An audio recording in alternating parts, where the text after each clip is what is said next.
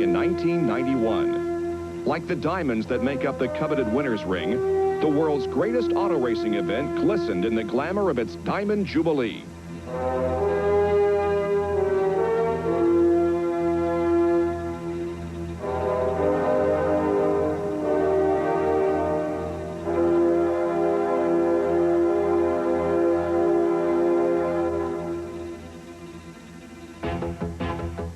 It's been a radiant 75 years at the old Brickyard, rich in history, lush with tradition, and abundant with 75 years of memories.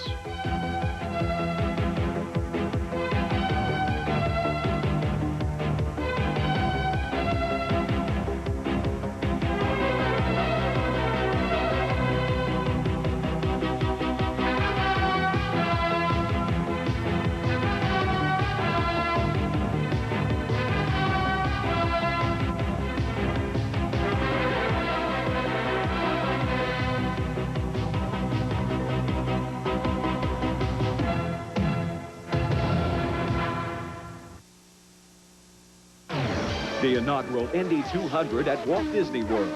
For auto racing fans, this may be the ultimate fairy tale come true. The breathtaking spectacle of Indy racing, just a short straightaway from Cinderella's castle in the Magic Kingdom. Stay at one of Disney's magical resort hotels with free transportation to and from the race. Imagine being in the heart of Disney's 8 theme and water parks. You can have it all. January 27th, 1996, the Indy 200 at Walt Disney World. Call 1-800-822-INDY for your ticket order form.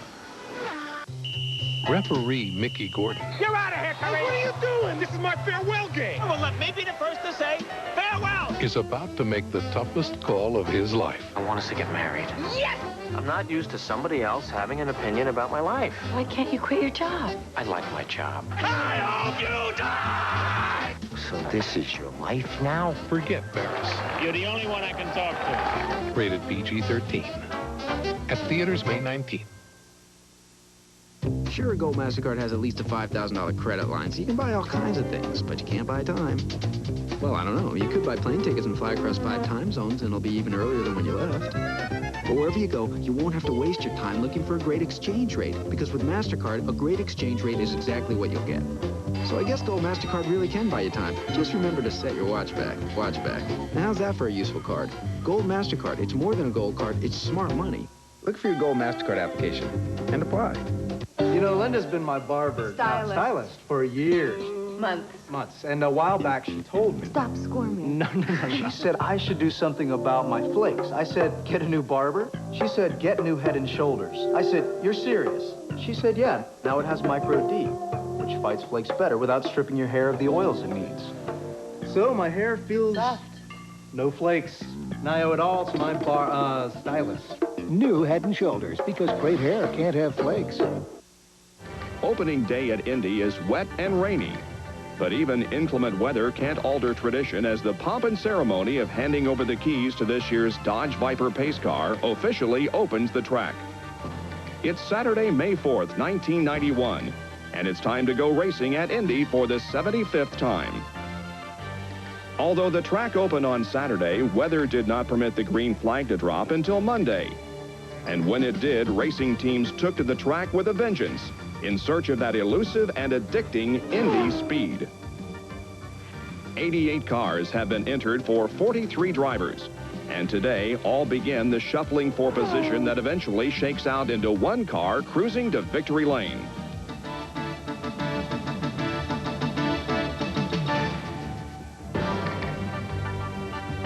And just as it was in 1909 when the Indianapolis Motor Speedway was built, each competitor thinks he's the driver who can be that winner, who will wear the diamond ring on his finger to mark this, the Diamond Jubilee running of the Indianapolis 500.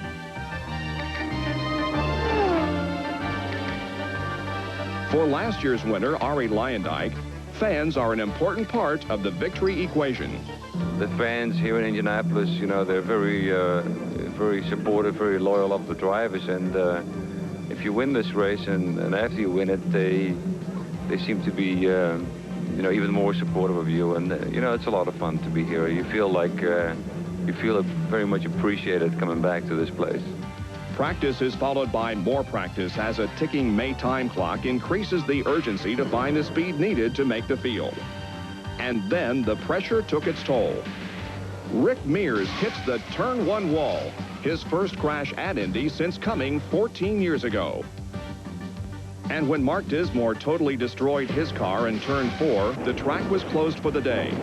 Dismore was taken to Methodist Hospital awake and alert, but with multiple injuries to his arms, legs, and feet. Traditions are renewed as the Chrysler Newport, the 1941 official pace car, takes part in qualifying day ceremonies. And in line with Indy tradition, it's A.J. Foyt who very appropriately makes the first qualifying attempt. For A.J., this is his 34th consecutive Indianapolis 500 and supposedly the last for the four-time winner. It's been a long and happy association for A.J. and Indy. Well, you know, Mr. Hullman and I was very close. I respected man highly. When I first come up to Indianapolis, they really gave me a place to live, and I guess I was kind of like an adopted son to Mr. Hullman, and I really respect him, and I think Mr. Hullman was probably as happy as I was when I won the fourth time, because we rode around the racetrack, and he had tears in his eyes, and I had tears in my eyes, and I think both of us probably the biggest thrill that I will ever have in my lifetime, and I'm quite sure it was before Mr. Hullman passed away, one of the biggest thrills he ever had, because to me, it's one of the biggest things in my life is Indianapolis.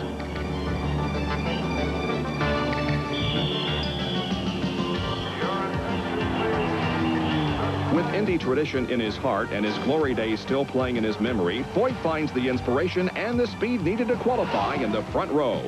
Foyt singes the old Brickyard for an average four-lap speed of 222.443 miles an hour. Four-time Indy starter Randy Lewis takes to the track next, but Lewis's Lola Cosworth slams into the turn one wall.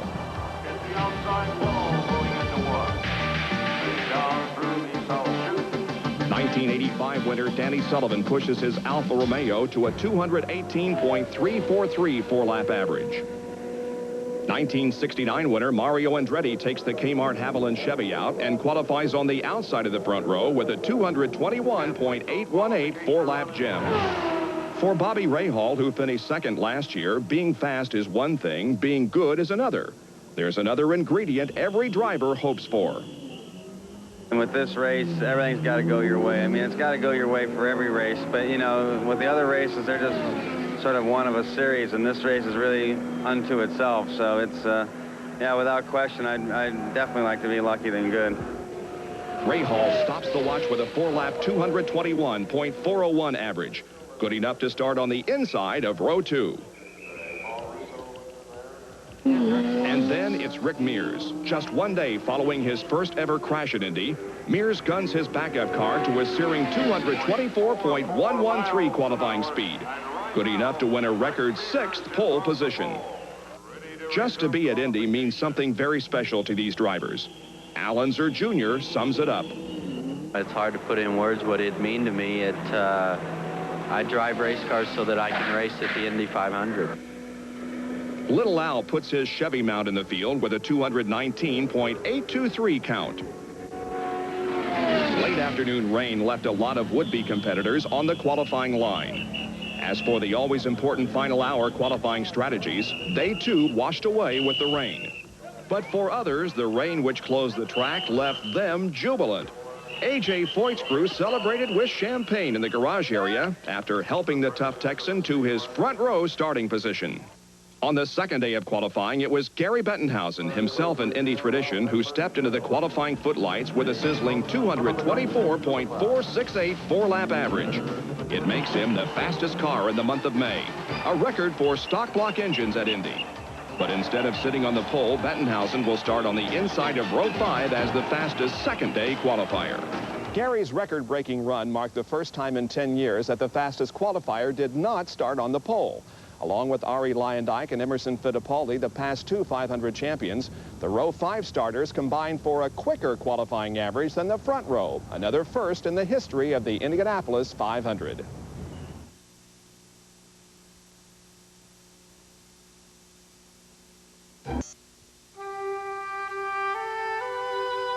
You invest in the future.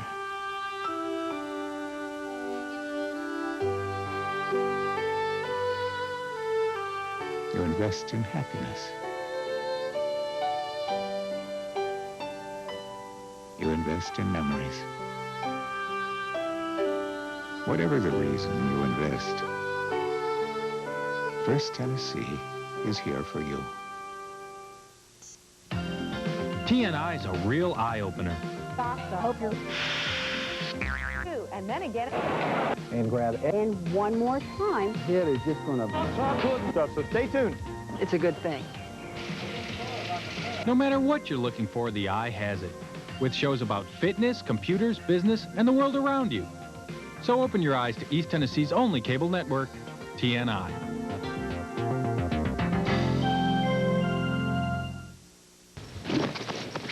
It's called the Trainer's Shuffle. We try to perfect it as much as we can every year before playoffs. We're out there every day with a stopwatch, trying to work on speed, working on timing. We got to get faster, just like the players. Man down. Time! 7-2! Gotta get faster. We do it at home, we do it on the road. Speed is everything in the NHL. For teams that haven't made the field, it's back to the books. Back to poring over the possibilities of finding more speed. It's another week of practice. For some who push too hard, there's a price to pay.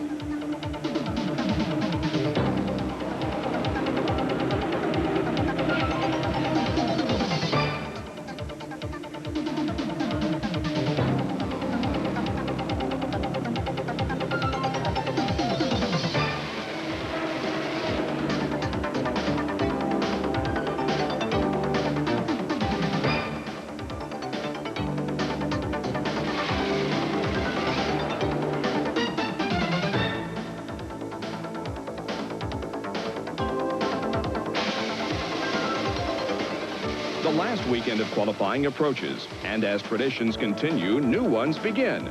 30-year-old Hiro Matsushita becomes the first Japanese driver to qualify for Indy. And Willie T. Ribbs becomes the first black driver in the field with a splendid run of 217.358. For two-time winner Gordon Johncock, his Indy bubble does not burst. He's last in a field that has averaged a record 218.590 miles an hour. The 1991 field could be classified as winners from top to bottom. 8 former champions made the field, accounting for 14 500 crowns. Interestingly, though, this marked the first time in Speedway history 2 former winners would start from the first and last positions. 1, 2, 1, 2, 3, 4. Give me a break. Give me a break. Break me off a piece of that Kit Kat bar. Give me a break. Give me a break. Break me off a piece of that Kit Kat bar. Gotta drop the Christmas days is gonna make your day. That's why wherever you go, hear the people say, give me a break. Give me a break. Break me off a piece of that Kit Kat bar. All right, yeah. Do you know how much sprinkles you got? More from this can than you thought. Fill the bowl from a Pringles can. Got as much as this bag. Amazing, man. Can you believe how much Pringles you got? So pop, the Pringles don't stop. Get the great taste you want, not the greasy mess this bag got. Pringles, once you pop, so much more than you ever thought. You can't stop. Race day morning. Dawn breaks with drizzling rain building the puddles that were first seen during the opening day ceremonies almost a month ago. As if reading from a script that's been used 74 times before, pre-race festivities go on. There are troops that have just returned from the Persian Gulf. Bands, queens, and celebrities. This year's heroes includes a special one. The commander of Allied forces in the Persian Gulf, General Norman Schwarzkopf. And it's General Norman Schwarzkopf. And once again, the Vice President of the United States, Dan Quayle. Dan Quayle and his wife Marilyn are now on the court. Then the race cars will be brought out. Cars begin moving onto pit road, gleaming brightly, sporting the colors of their sponsors.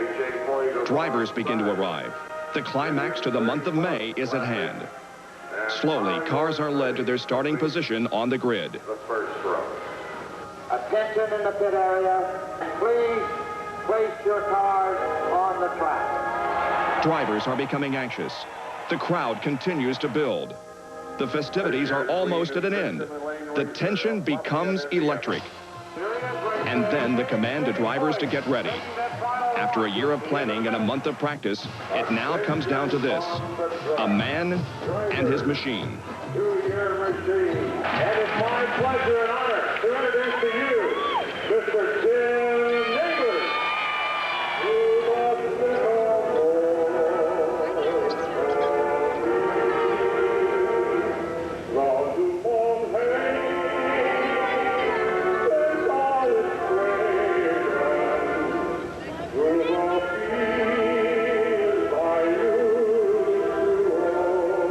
For the driver, he sits among 32 others. But when he drops his helmet visor, his eyes see only his world. It's a world of blurring speed, a kaleidoscope of brilliant colors flashing by, the snarling roar of engines unleashed.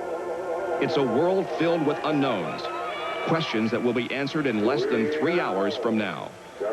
For it's time to get ready to start the world's greatest motorsports event.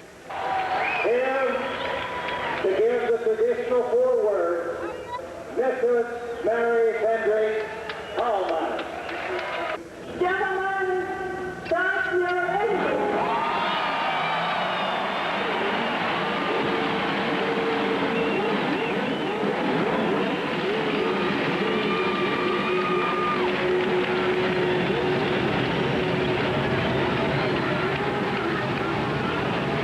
The field pulls away for the 75th time. It's Mears, Foyt, and Mario Andretti across the front row.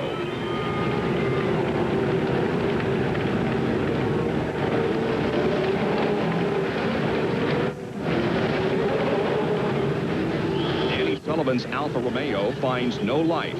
It's back to the pits. The field moves down for the start of the 75th Indianapolis 500. But Diamond Jubilees are the last thought in drivers' minds. This is race day. This is survival time.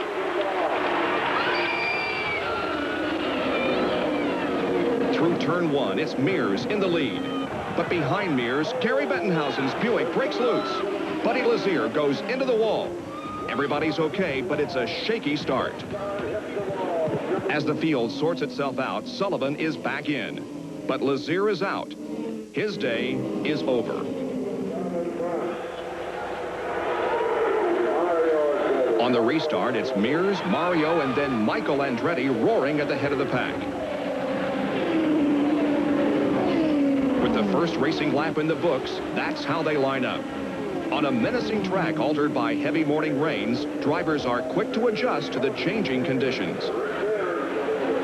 On lap 6, a misfire in Willie T. Ribb's Buick becomes too much to continue. And historic Indy run is over. He's out. Down the front chute, Mears hangs on, but Mario drops low as the two front runners enter turn one, and Andretti muscles the lead away.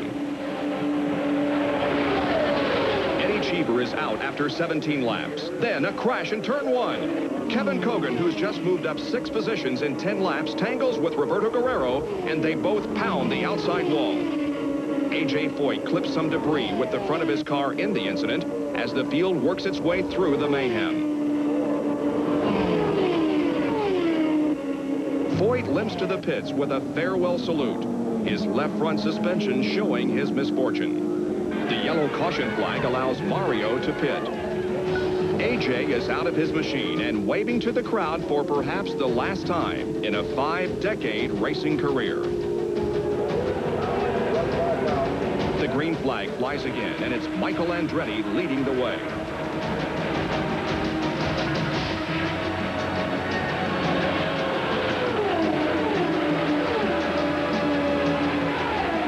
Michael rapidly starts building an impressive lead, but it's his cousin John who's in close pursuit. Just as Michael learned from his father, John is getting a racing lesson from Michael today. As Michael continues to dominate, it's only Fittipaldi, Unser, Rahal, Mario, and Mears who can keep him in sight.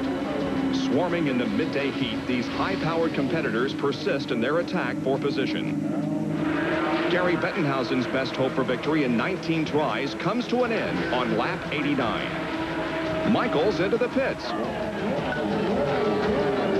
He's followed by Fittipaldi, whose Penske Chevy is starting to close the gap on the hard-charging Andretti.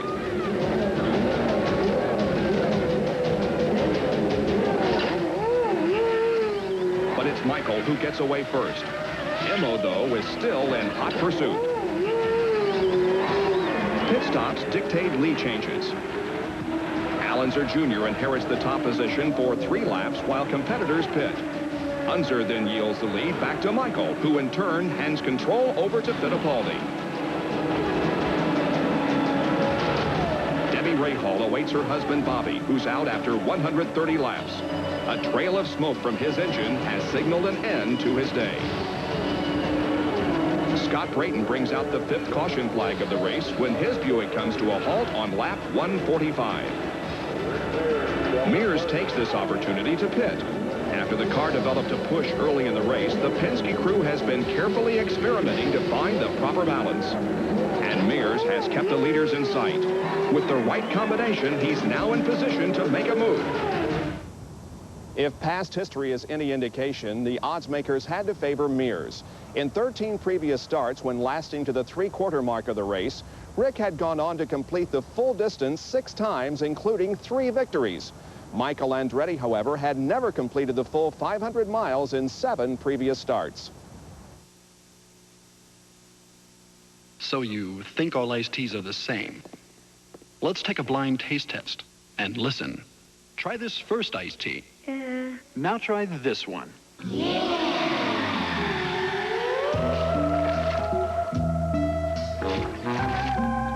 Sounds like a winner. In a blind taste test, Nestea beat Snapple by a sound margin.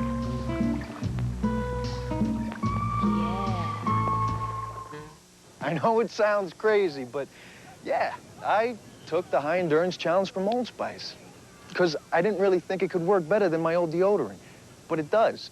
It evaporates less quickly, it also lasts longer, protects better. Try it. If you don't think it's the best, call 1-800-PROVE-IT and they'll buy you a stick of yours. So if you still think every deodorant works the same, take the high endurance challenge from Old Spice, because now you got proof, guaranteed. We know it's a tradition in Detroit to throw octopus on the ice, but for this year's playoffs, we'd like to make a suggestion. Maybe a nice piece of red snapper. I don't know. I prefer a nice piece of swordfish myself. I like pickerel. Pickerel? Where did pickerel come from? I don't know. At the lake. I don't know. The Extreme Games on ESPN and ESPN2, coming June 24th. On the restart, it's Mears' teammate Fittipaldi who storms to the front. But it's the ever-present Michael Andretti who makes the pass for the lead. 89 winner Fittipaldi has been strong all day, leading the previous 13 laps. But he just can't seem to hold off the robust Andretti, who refuses to yield control.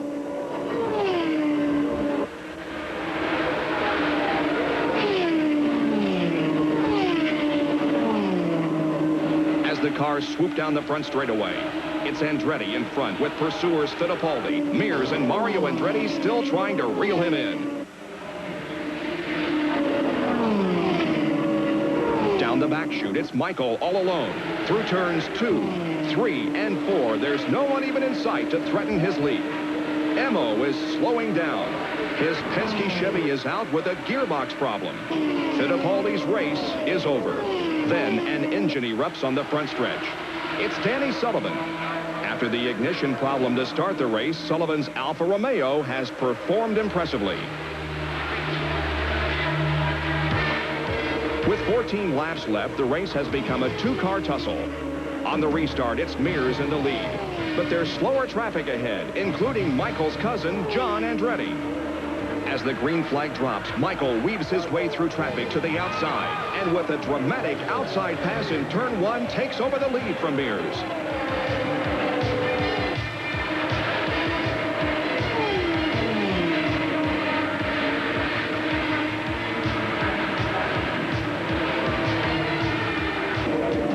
Through turns 3 and 4, Andretti seems to be stretching Mears.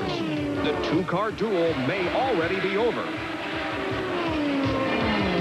But But Mears closes the gap down the front stretch, tries the inside, and then, duplicating the Andretti move a lap previous, passes on the treacherous outside line.